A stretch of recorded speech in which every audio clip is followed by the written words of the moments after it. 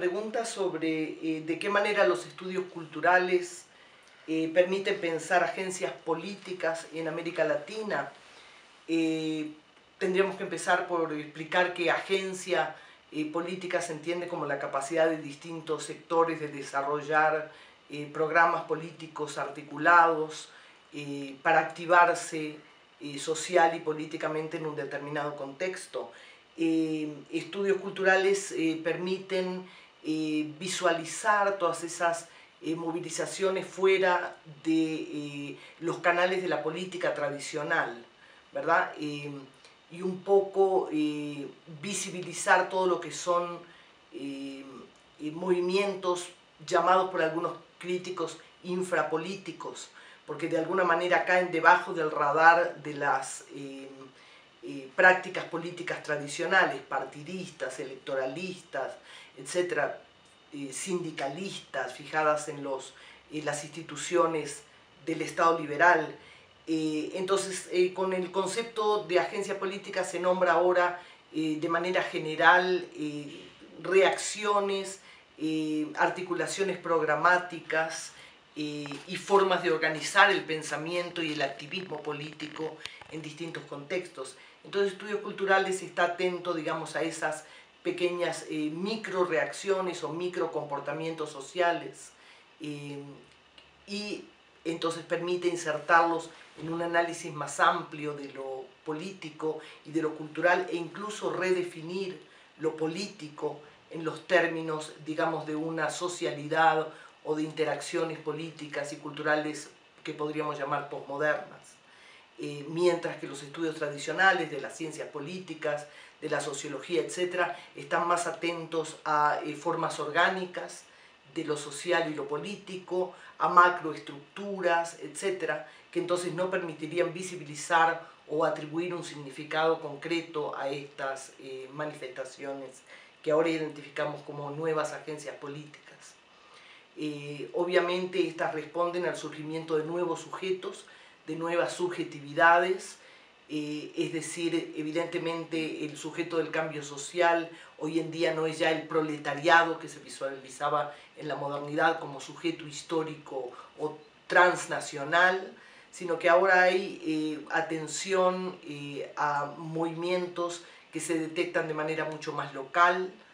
más inorgánica si se quiere, pero que de todas maneras tienen un gran significado para detectar justamente esta modificación de lo político en sociedades actuales.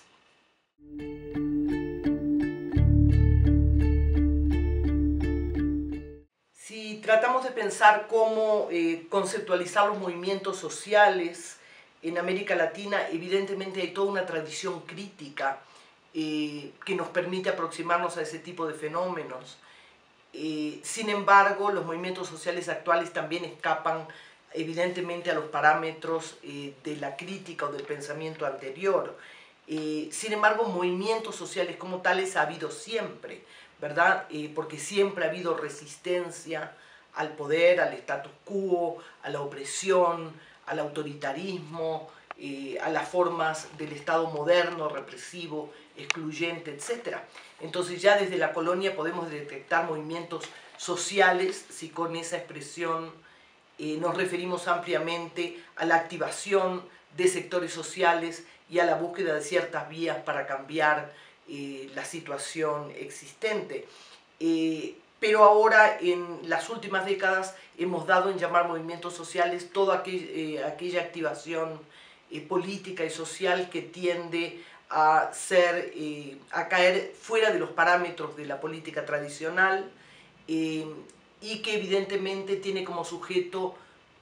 sectores sociales o grupos o individuos que han sido excluidos o que no han participado, no han encontrado vías de participación en las formas políticas tradicionales o han sido decepcionados por el partidismo, por las políticas estatales, etc. Y entonces responden a ese vaciamiento del Estado y de la institucionalidad democrática en nuestras sociedades,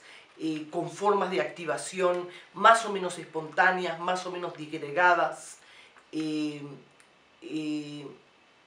pero persistentes en cuanto a la voluntad de articular demandas y formas de rebelión, ¿verdad?, contra el status quo, contra la colonización, contra distintos contextos opresivos, tanto en lo cultural como en lo económico y en lo político. Y esto evidentemente existió, movimientos campesinos, movimientos indígenas, rebeliones, subversiones, han existido siempre en la historia latinoamericana. Y por lo mismo vemos, por ejemplo, si nos fijamos en el área andina, ¿verdad? Evidentemente desde Mariátegui, que teoriza desde el marxismo, pero en un contexto peruano populista, como el gobierno de Leguía, por ejemplo, allí evidentemente se trata de vislumbrar cuál es la importancia de ese sector social del campesinado indígena o de las comunidades indígenas dentro de la política nacional, que está a su vez pasando por una serie importante de cambios por la industrialización, etcétera, del periodo de la entreguerra. Entonces allí tenemos la voluntad de Mariátegui de aplicar el marxismo de una manera heterodoxa para pensar justamente esas manifestaciones, esas posibilidades de visibilizar y organizar el sujeto del campesinado o de las comunidades indígenas para hacer una respuesta orgánica al capitalismo y al liberalismo en América Latina. Se ve esto representado en múltiples contextos, lo mismo pasa en contextos centroamericanos, etc. ¿Verdad? Movimientos sociales también abarca, qué sé yo, por ejemplo, la movilización de Madres de Plaza de Mayo, los Enterra en Brasil, o sea, hay una enorme cantidad de movilizaciones de sujetos que no pasan por las instituciones o que pasan marginalmente por las instituciones del Estado y que prefieren, como los cartoneros en Argentina, como los indignados que salen, ¿verdad?, a manifestar su descontento con las políticas de la globalización. Hay múltiples manifestaciones que sumadas demuestran que hay una fuera de la política tradicional y una búsqueda de nuevos canales emancipatorios en América Latina.